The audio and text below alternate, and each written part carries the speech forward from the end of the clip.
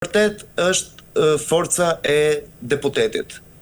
Ne duhet të mundohemi ta heqim çështjen e partisë. Pra, një deputet është thjesht përfaqësues i zonës nga e cila del, përfaqësues i njësisë, përfaqësues i lagjes. Kjo do të jetë detyra e deputetit. Pra, një njeri i cili zgjidhet nga qytetarët për të nxjerrë hallet e mia si qytetari i njësisë 10 në parlament.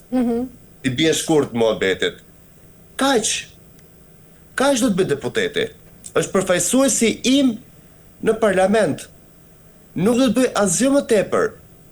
Pra, propozimi është diçka e ngjashme me sistemin amerikan, ku senator përgjigjet për vendin e vet, për distriktin e vet.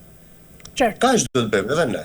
Ne do të heqim dorë nga deputetët gjithalog që dalin nëpër media dhe flasin që nga politika e jashtme deri te sa dolën ndeshjet mbrëm në darkë. Ne kjo është patetike. Ne të mundohemi të krijojmë një sistem të ri, të nxjerrim njerëz të rinj, të kërkojmë ndryshime që mos të votohet më me parti. Të sfumojmë partit. Sepse pikërisht ndryshimet e 2008-s që bëri Edi Rama dhe Sali Berisha ishin këto që sollën këto lloj panorame. Ne duhet të sjellim kushtetueshmërinë në vendin ton.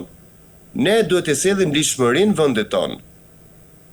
Ne duhet të krijojmë ndarjen e sistemit, ndarjen e pushteteve. Boll më në këtë lloj forme. Kjo lloj forme ka treguar që sjell një model korruptiv, një model autokratik, një model i cili shkon për shtat vetëm të fortit edhe i cili është lehtësisht i manipulueshëm nëpërmjet korrupsionit dhe blerjes me anë të parave. Kështu që ajo çfarë duhet të bëjmë ne është të kërkojmë ndryshime reale. Pra, propozime reale. Kjo është thirrja ime që do të bëhet dhe nëpërmjet medias, po edhe nëpërmjet mikrofonit të kryeministria. Nëse flasim për qytetar, jemi qytetar, okej, jemi qytetar. Për këtë do të mësojmë. T'i vëjmë parlamentarët përpara përgjegjësisë. Ndryshime në kodin zgjedhor, që të bëhet gara e drejtë për të gjithë, dhe kryesorja, për mendimin tim, të insistojmë te çështja e referendumit dhe tek heqja e imunitetit parlamentar. Presion të gjithë parlamentarëve. Në shtator, kur fillon sezoni i ri, akoma më shumë dhe më shumë. Kjo është mënyra e vetme se si të fitohet në mënyrë demokratike. Dhe pikërisht ky është një shans i artë që kanë qytetarët shqiptar për të bërë një ndryshim madhor dhe për të dhënë botës imazhin se si funksionon realisht një sistem demokratik dhe një revolucion demokratik. E qartë. Rej, duke parë të gjitha zhvillimet e fundit tashmë dhe situatën që është krijuar qoftë në kuvend, por qoftë edhe jashtë kuvendit, mendoni se po funksionon tashmë kuvendi si një debat politik apo është kthyer tashmë pra në një arenë përplasjes sigurisht mes shumicës dhe opozitës?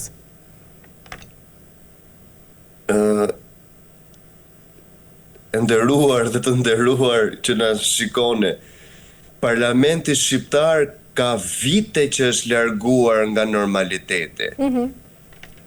Në Parlamentin shqiptar ka vite i cili nuk merret me politik, po merret me akuza personale, individuale edhe përzënje protagonizmi.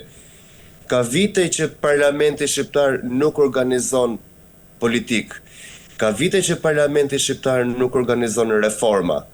Ka vite që Parlamenti shqiptar është bërë i parashikueshëm. Pra, hidhet një shashk, merren të gjithë me atë shashkën. Shqyr që erdhi protesta për të treguar diçka ndryshe. Se ju e mbani mend vjet Parlamentin? Ose deri përpara protestës, me bllokime foltore, me flakadan nga ana e opozitës, edhe me pezullime të seancave.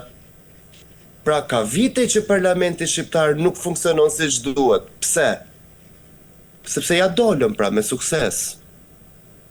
Me deputet që zgjidhen me paratë e krimit. Normalisht ata nuk din të flasin dy fjalë. Çfarë thoshte ajo vajza, si ka emër, kjo Elbasanit? Mile, kur ishte në komision, këtë më dhanë për të lexuar, këtë po lexoj. Tani, deputeti i Shqipërisë, përfaqësuesi im, këtë më dhanë për të lexuar, këtë po lexoj. Pra, kemi të bëjmë me njerëz të paaftë që nuk din ta bëjnë punën. Sepse unë e di që ajo nuk i ka kapacitetet për të qenë deputete. Apo Zezhineja, apo të tjerët nga ana PD-s, ku tre qereku nuk guxojnë të flasin kundër liderit, sepse lideri e vendos a do jenë nesër apo jo në parlament. Ne na duhet një model i ri politik. Ne na duhet njerëz të guximshëm dhe mbi të gjitha na duhet njerëz të cilët kanë dëshirën për të kontribuar vendet të tyre. Edhe mbi të gjitha të jenë ekspert. Ekspert ligjor, të njohin ligjin, se kjo është detyra parlamentarit. Do miratoj, do propozoj ligje. Kjo është detyra kuvendit. Po kur kjo detyrë bëhet nga njerëz të cilët të financojnë me para, që do bësh ti përfaqësuesi im, përfaqësuesit e bandave, se po do të kemi guxim t'ia themi qytetarëve këtë. Po bandat vendosin parlamentar. Kjo është e vërtetuar tashmë. Janë njerëz që nuk kanë asnjë lloj kontributi publik. Zero kontribut publik dhe po të dalin me 20.000 vota. Prit më, kush jeti? Si bëre 20.000 vota që nxorën mandatin e deputetit? Kjo është anomalia. Ky është absurditeti. Kjo është pikërisht ajo çfarë solli ndryshimi i 2008-s. Fuqizimin e kryetarëve të partive duke bërë zota, duke vendosur ata për çfarë do lloj gjëje dhe duke sfumuar debatin e brendshëm publik brenda partisë. Sepse këtu duhet filloj. Kjo është gjeneza. Kështu del një politikan. Del nga partia, reklamohet në parti, flet bukur, mendon, arsyeton dhe më pas shkon në parlament. Po të gjithë ne e dimë që kjo gjë nuk funksionon në Shqipëri. Mirë, do ta mbyllim me dy pyetje të fundit. Deklaratat e deputetes Elisa Spiropali ditën e dieshme në kuvent si ke parë, por ndërkaq edhe mos lejimin të futes brenda në kuvendin e Shqipërisë të deputetit Agron Shehaj dhe nxjerrjen e tij me votë.